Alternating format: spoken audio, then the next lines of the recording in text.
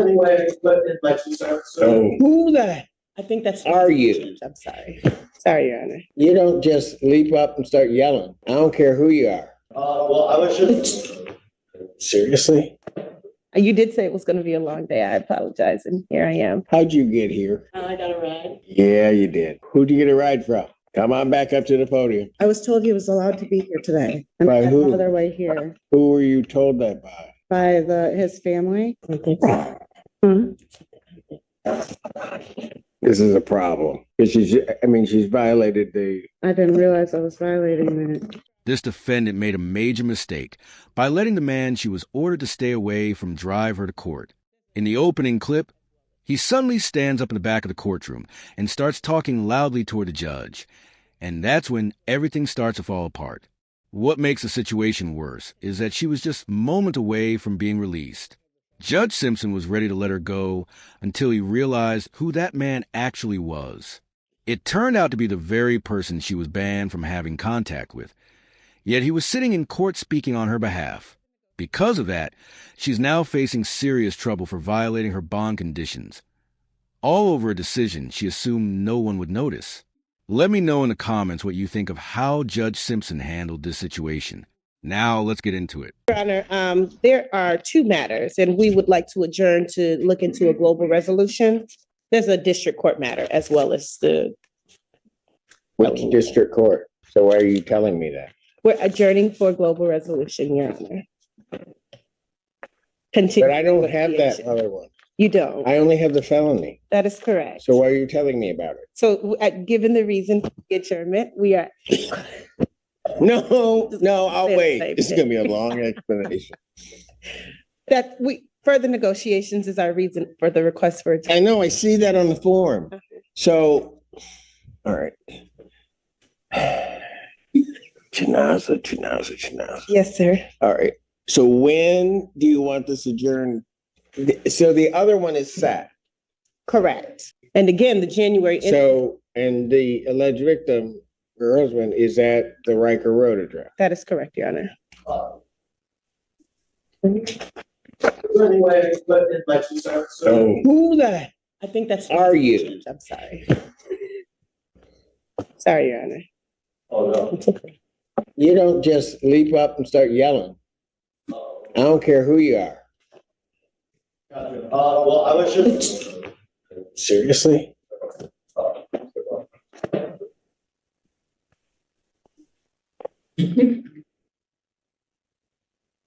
Guess that's taken care of. Okay, so I guess my concern is that I do have the second one coming around, and they're located initially at the same address, but now not at the same address, but her address is temporary. Correct. And you're not going to Home of New Vision. Correct. That was the What? next thing. She is slated to enter Home of New Vision on December the 3rd, Your Honor. Got it. So that's where... And that other. Yes. So she's already gone through the admission, and the date that they have available for her is the 3rd. So she moves in on the 3rd from, the hotel she's currently staying in now. Okay. So here's what I'm gonna do. I am gonna order a GPS. I'll order it with exclusion. Before the court does that, Your Honor, I do apologize. You did say it was going to be a long day. I apologize, and here I am. Go ahead. I know that the complaining witness is here today. My understanding is that there was going to be a request from us that there be a no non-consensual contact order in place. I know that the people have their own position on that. The complaining witness is her husband. They have children in common. They've been married for quite some time now. There were some issues at bay that may have led to these particular situations. Ms. Shear is working on that, hence the hospitalization, the treatment that she received there, and now her admission or self-admission into Home of New Vision.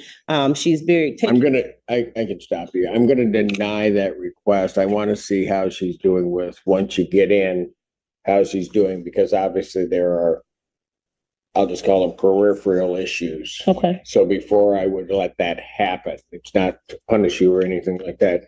Before I allow it to happen, I want to see where she gets in terms of that process. Okay. Okay, fair Okay. enough? Yes, Your Honor.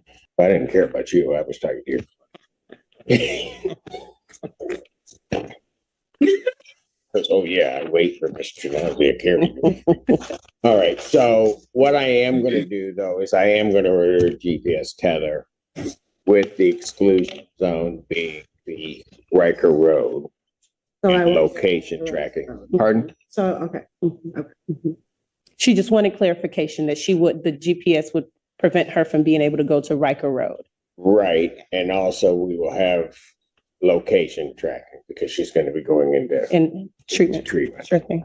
I have a question. Is it okay if I go a couple hours away? Because I was planning on visiting my family. You're going to be in the Michigan though, right? Yes. State?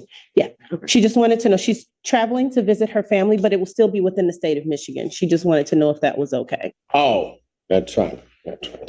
All right. Okay. The same area in the courthouse, but we came together. Yeah, so ma'am, how'd you get here? I got a ride. Yeah, you did. Who'd you get a ride from? Come on back up to the podium. I got a ride from Kaylin Miller. Yeah. That's a Because I problem. was told he was allowed to be here today. Pardon? I was told he was allowed to be here today. And By I had who? another way here Who were you told that by? by his family. I'm in contact with his aunt. Hmm? Yes. She was seconds away from walking out of the courtroom when everything went wrong. This hearing quickly became one of the most chaotic ones I've seen in a long time.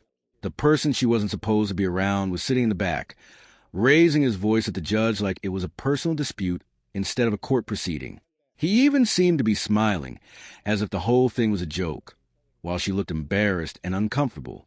At that point, it was hard to believe she didn't know exactly what she was doing. Judge Simpson's reaction said it all. Even he seemed shocked. What makes it even more surprising is that she admitted the man drove her to court. She was almost free to go and then made the worst possible decision at the last moment. Judge Simpson was clearly trying to give her a chance, but it's hard to help someone who won't follow the simplest rules. I've seen a lot of questionable choices in these hearings, but this one might be at the top of the list. Let me know if you think she was confused or whether she knowingly took the risk and assumed nothing would happen. Now let's see how Judge Simpson responds and whether this decision sends her to jail. I have no form of transportation.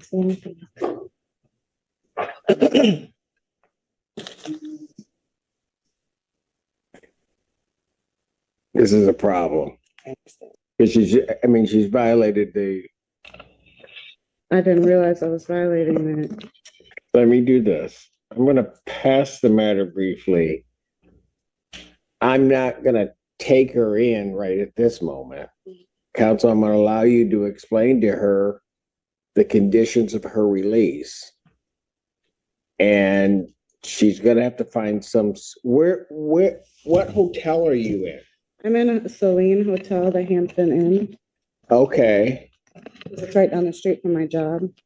So I can. Gotcha. Yeah. So I understand that, but she's gonna have to figure out something else. So I'm gonna allow you to sit and talk with her, but somehow or another, you're gonna have to come up with a plan. If I'm not satisfied with that plan as to that, and there are people telling her things that are against her order, I'm gonna have no option but to lock her up. I understand. But I'm gonna give you a chance to talk to her about it. Thank you, Your Honor. Ms. Shear, could you state your name for the record again? Shear. Your Honor, thank you very much for the opportunity to speak with my client. I have explained to Ms. Shear the situation that we're in and obviously the court's concern. Ms. Shear indicated to me that when I had originally spoken with her, there was an aunt of the family who was speaking with me on her behalf. She was also on the three-way. She explained to me that this aunt is actually the aunt of her husband, who she's known for over 15 plus years and plays the role of an aunt for her as well. So the information that she had received was from this aunt. And she was under the impression that since he was to be coming to court, that him bringing her to court was not necessarily a violation. I completely understand how that looks. And the fact that it doesn't, I think for those of us who are very familiar with the criminal justice system, it makes no sense to us, but she does not have a significant history or much contact with the court system or the criminal justice system. I would like to talk about moving forward what our plan is, though. Go ahead. She is very apologetic to the court. There was no blatant disregard for the court's orders. She indicated that she is currently staying at the Hampton/Hilton Inn in Saline. She works at the Wendy's in Saline full time, and she says that that's the best hotel for her because she can walk right to work. She has been there. I asked her for proof. She has her room key. She said she checked in on the 19th when she was released from custody during the time of her arraignment. She has been working there as indicated as well. Her plan, she also asked the court about permission to go to Grand Rapids because her entire family lives in Grand Rapids. She has no family here in Washtenaw County or the Detroit area. So she would be going to Grand Rapids to stay with her family for the holidays. She would be there until Saturday. She's coming back and she would be going to Hampton/Hilton from that Sunday or Saturday, whenever she gets back, until Wednesday when she's able to get into Home of New Vision. She said she tried to get it to where she could go straight from Grand Rapids to Home of New Vision. They did not have any availability until the date for the 3rd. So she plans to be there. They've informed her it's a 4 to 6 week program. Her plan is to stay there the entire 6 weeks. I don't want to go into too much detail about what had happened at the time of this particular offense, but there were some significant mental health issues that were at bay. The report indicated that she had been the one calling the police because of a particular state of psychosis that she was in at that time. She has been working with CMA. She's been getting mental health treatment. They've advised her that we needed to do substance abuse treatment, which is what she's doing right now. What we're asking, I know traditionally in this situation, the court does not take lightly a violation of a bond order. And we're asking that the court allow her, she has a way to get home today. She has the Uber app pulled up on her phone. I've told her that I will show her exactly how it works. She's never done it before, but she'll be able to get the Uber to take her back to the hotel. She's supposed to work this evening at 5, and she would be working tomorrow and then hopefully leaving for Grand Rapids after work tomorrow. Anything from the people? All right. So let me ask you this, ma'am. You're a CMH consumer client, right? Yes, Is your husband also? not to my knowledge. All right. So I think the thing that I'm worried about is you kind of being, and I will indicate you should not have been or having that type of contact with him. You understand that? I understand that now, sir. All right. I don't see it as something that she intentionally tried to do because it certainly wouldn't have been to her benefit to do that, I don't think. I will order an exclusion zone. I'm going to order the exclusion zone, Heather. All right, that will also track you. You understand that? Yes. So we'll know where you are. And I think I'll just leave it at that at this point. Okay. Thank you, Your Honor. Give you a bit of a break, but don't let that kind of thing happen again. And the way that you deal with that, young lady, is that if somebody tells you you can do something that seems contrary to your bond, call your attorneys. Okay. Okay. Okay. And ask them what you should do. Okay. Yes, sir. All right. Thank you so much. Anything else? You're welcome. Bond will continue with that one adjustment of the GPS. Thank you, Jay. Honestly, she received a lighter outcome than I expected. In many cases, someone in her position might have been taken into custody right away. But something about the way she carried herself made her seem more unaware than threatening, and I think Judge Simpson recognized that. Still, the bond conditions could not have been clearer. She was not supposed to be anywhere near that man, let alone have him bring her to court. There's no way to explain that as an accident. She truly avoided a much harsher result. The GPS monitor was likely the right choice here. It gives her a serious warning without completely turning her life upside down. Let me know in the comments if you believe the judge was too lenient or if he handled it fairly. Thanks for watching. I appreciate all of your support. If you made it to the end of this video, comment Michigan and I'll make sure to reply. Thank you again to everyone who's been supporting the channel.